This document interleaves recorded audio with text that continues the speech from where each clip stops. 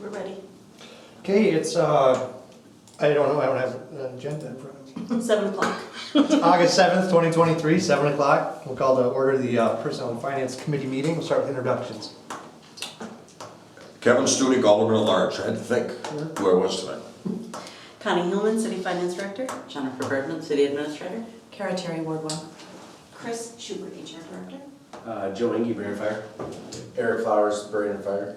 Tim Holmes, Brainerd Fire. And Gabe Johnson, Chair of the committee. We've got 6 items to go over tonight. The first of which is to approve the 2023 Relief Association Annual Report. Come on up, guys.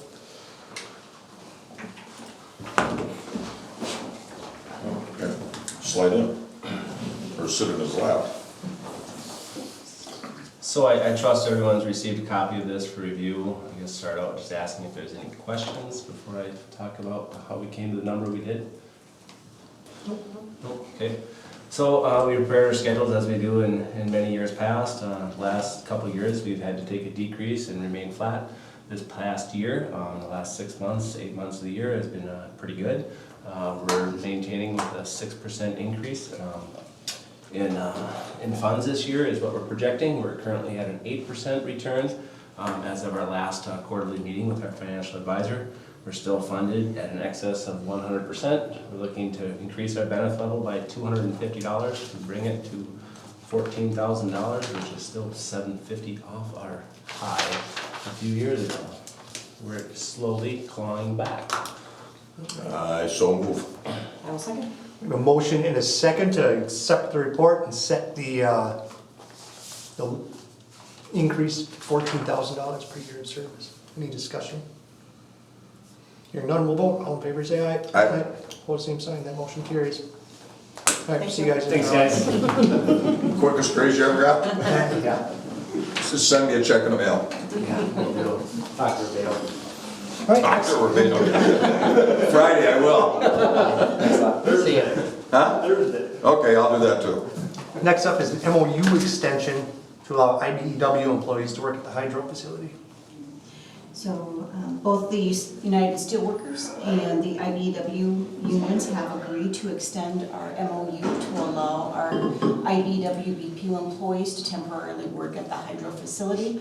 Originally, the MOU was set to expire the end of this year. This MOU presented this evening will extend that by 1 year, so that'll now expire December 31st of 2024. That is the same date as the Steelworkers contract when that ends. The Public Utilities Commission at their July meeting did recommend approval of the MOU with the extended date. So the recommended action is to approve the MOU between the City of Brainerd, United Steelworkers. I see you don't have that. I'm looking at it. Okay. United Steelworkers and IBEW Local 31 representing the public utility employees that allows IBEW BPU employees to assist at the hydro dam facility as needed through December 31st, 2024. Further, to authorize the signature of the city administrator on said MOU. I so move. Second? All in favor, say aye. Aye. Hold the same sign. That motion carries. Can I have a quick question? Oh, yeah. Do you foresee this as being a yearly thing, or is this something we could extend for 2-3 years? It depends on how the automation goes. Okay. So right now, they have cut it down to 12 hours a day, so Okay. they are not a 24/7 operation at the hydro dam anymore. Okay.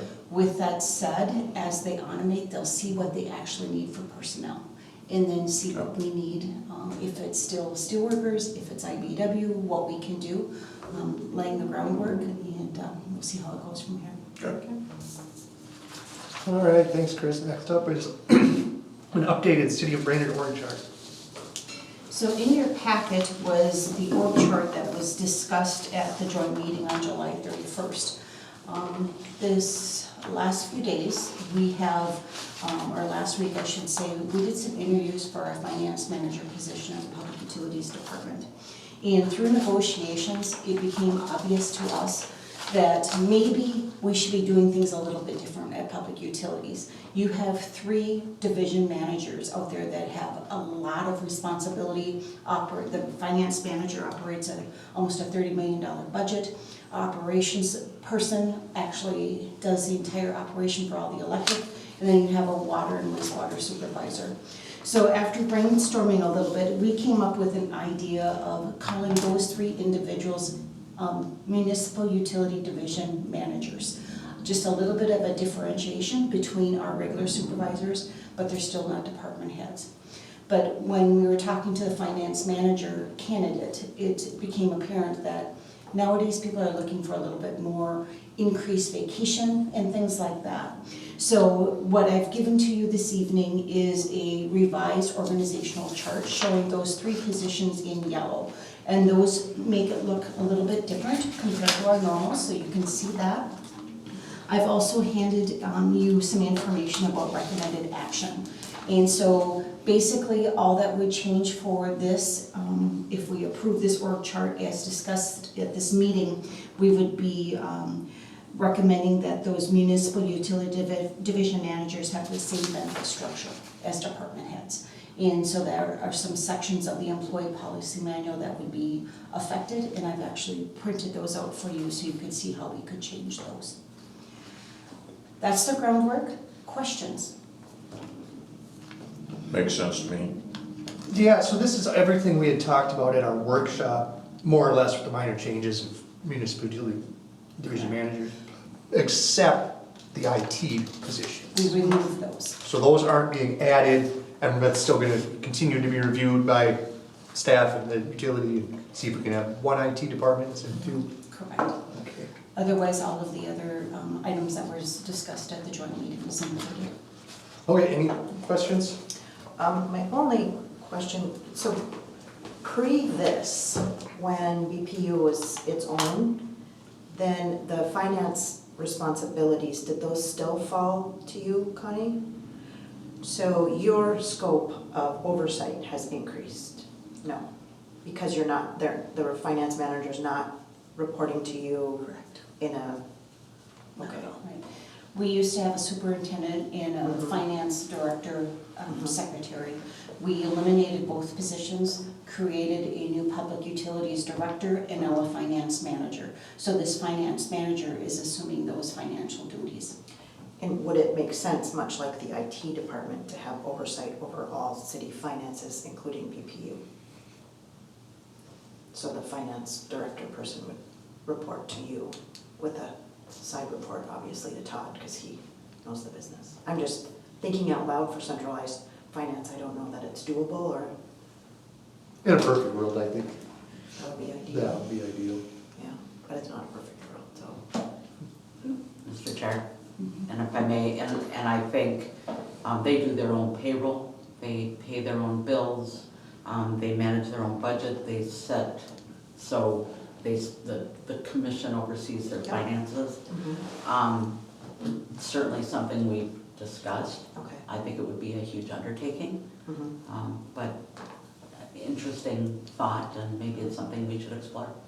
Well, then it's not to say that down the road in a year or two or whatever, as we move forward with this new chart and the way they do business, we can't come back and say, okay, is it working, is it not working, and monitor that. So one thing is Connie's position is finance director / deputy city clerk. So those deputy city clerk duties, if you really wanted her to do all of the finance, we'd have to look at that option too, because that is, it's unusual to have a city have that much that much under that position. Yep, that makes sense. Do other cities operate the same way, roughly, with their BPU and with, They're all over the place. okay, They really are. okay, it's all okay. So deputy city clerk, that just means she like sits in the city administrator's spot when the city administrator is gone, correct? And I assume their roles when she's gone, and I do the elections. Okay. I mean, those are the rules of those are the roles of the deputy city clerk. Assist with resolutions, that kind of stuff. Thank you, I just thrown it out there. I would make a motion to approve the updated City of Brainerd organizational chart. And I will second. All in favor, say aye. Aye. Opposed, same sign, that motion carries. Can I ask one clarification? Yep. Is that also then to direct staff to update the employee policy manual, those sections? Yeah, So it gives- yeah, I'll clarify that I would be upstairs. fine there. Yeah. Perfect, thank you. That include that in the motion. All right, Connie. Let's talk debt.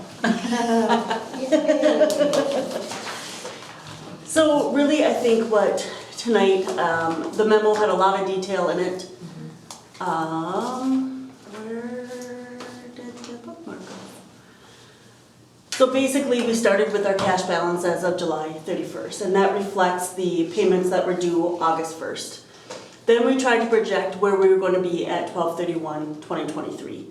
And that we assumed that 100% of our levy would be collected. We're at that 96 to 98%. Assume that any delinquent taxes would make up for that. And then we subtracted what we did receive in June, July settlement to get what we get for December. We assumed 98% of the certified assessments would be collected in 2023, and we didn't have anything for any payoffs by either the county or the city. This is different than what we did in 2023 debt levy, and that is because we want to get closer and closer to the actual here, this difference right here. So that gives our projected. At the end of the year, we need enough money to pay our February 1st, 2024 payments, which we do. And we talked about during the audit that this is good, but yet we don't want so much. So we could lower the levy by using more of the projected cash. Our levy for 2024 is to pay our August 2024 and our February 2025 debt payments. Then we add 105% for any non-levy collections. And then I estimated what we think we're going to get certified in 2024 for special assessments. With the exception of the equipment certificates, this is the amount coming over from the fire service that we put towards our calculated formula.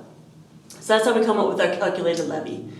But as we know, we have too much cash here, and so I took 98% of this cash balance and then divided it over the remaining life of the bonds. And so I'm saying we're gonna use $125,000 of this balance and that's how we got the proposed 2024 levy. Compare that to the 2023 levy, we're increasing it by $53,341. Again, we can reduce that even further by using more of our cash balance, projected cash balance as of February. So that's how we calculated it. I think tonight's discussion is, are you okay with those assumptions? Should we do something different? Go with it for this year, see what happens. Any comments on the assumptions that we used? So I think you and I talked about this. I mean, I don't think your assumptions or anything are wrong. I mean, they're very conservative, very healthy, keeping a good fund balance.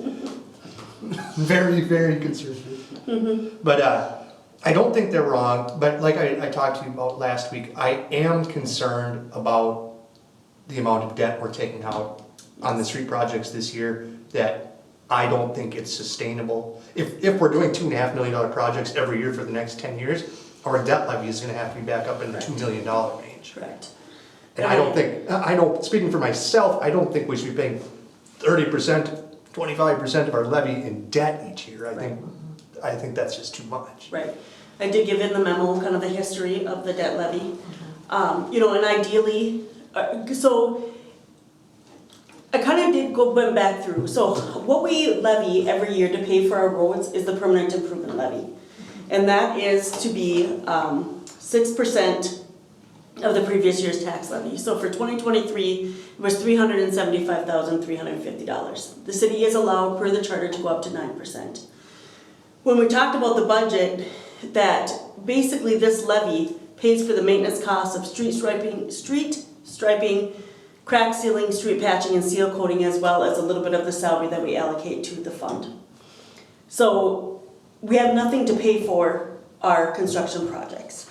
And when we started our capital plan, we didn't want to have to issue debt for any buildings or facility projects.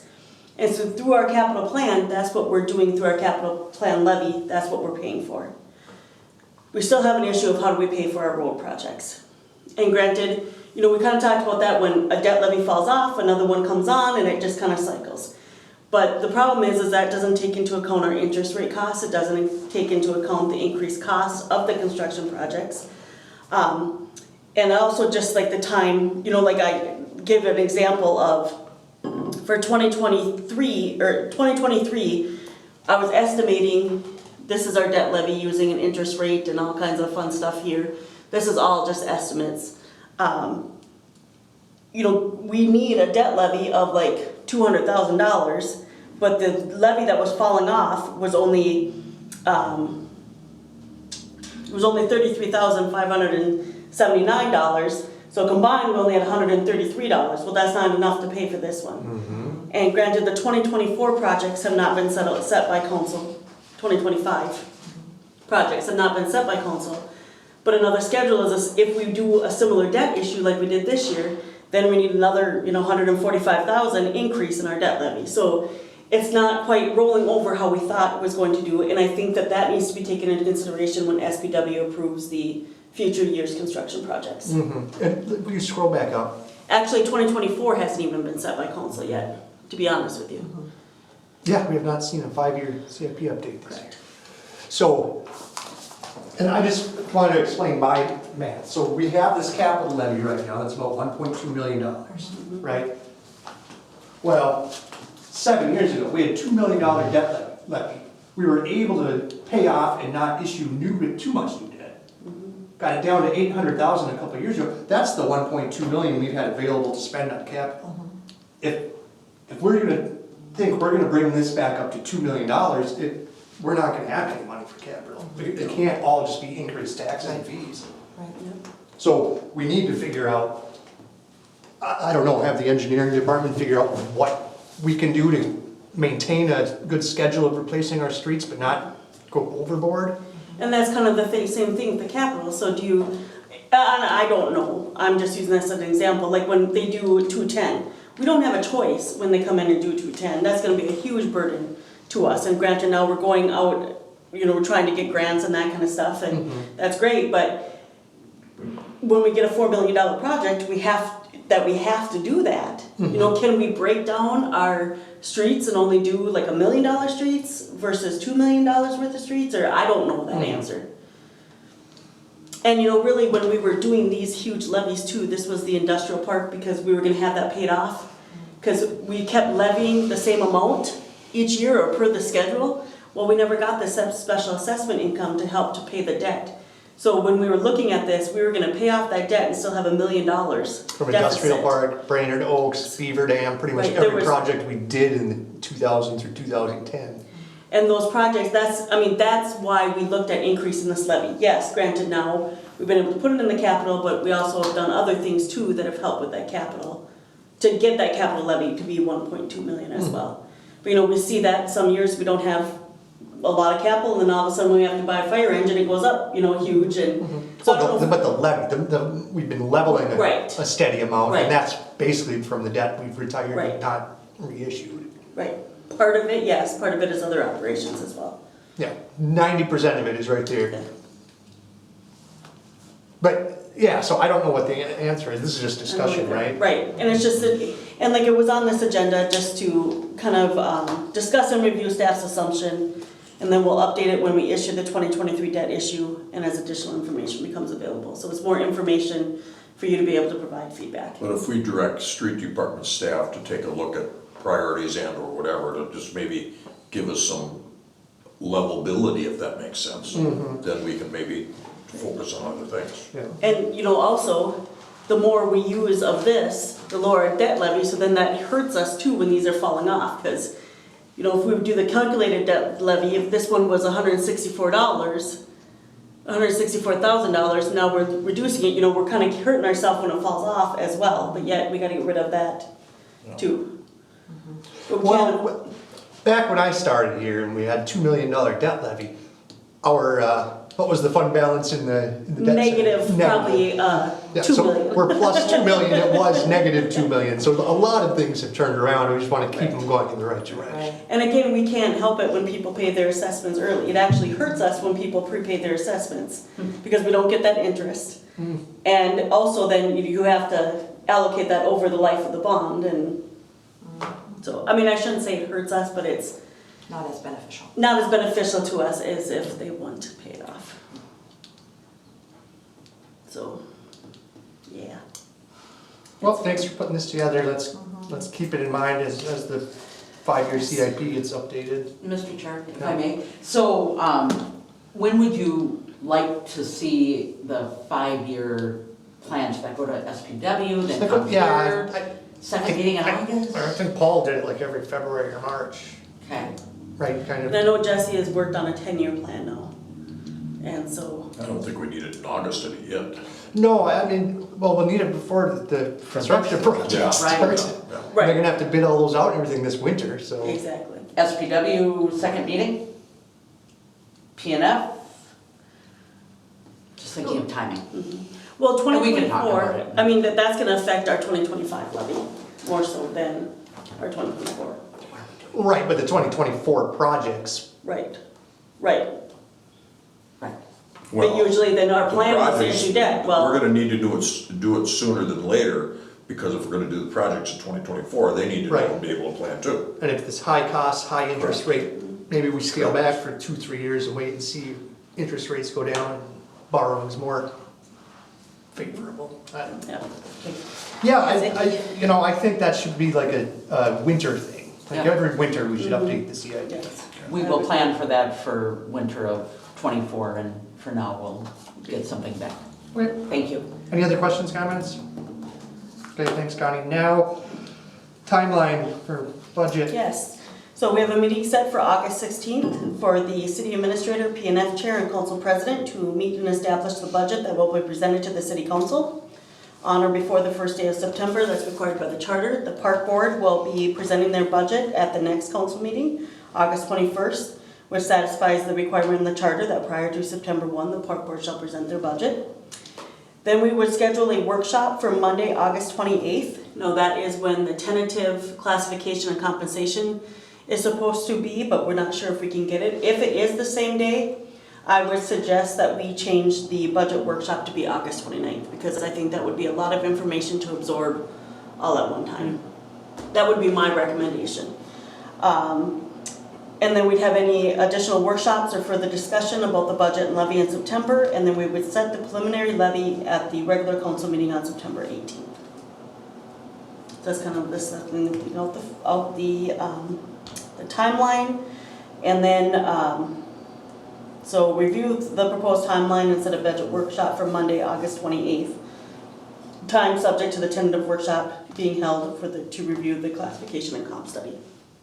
Yeah, let's set all of this and let the comp study work itself out. Okay. All right, so then we're looking for a motion to set the budget workshop on August 28th at 6 o'clock for a workshop. Yes. So moved. Second. All in favor, say aye. Aye. Opposed, same sign, that motion carries. All right, Connie? The last item is Yeah. just informational. Every year by August 1st, we have to file reports with the Office of State Auditor for our TIF reports. That's why when we were talking about the Thrifty White project and that that's an HRA TIF district, they will have to report every August on that district. Anyway, we file the reports by August 1st, and then in the paper, we have to file an annual disclosure, and these are not working at all. Sorry. The annual disclosure was published on last Wednesday, August 2nd.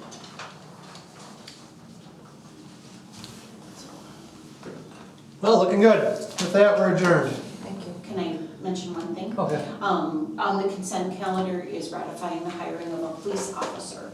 And Gabe has told us that if there is someone that's starting on step 1, we can just list it on consent, so that's what we were planning on doing. And I just wanted to make sure you were aware of that. Cool. All right, thank you.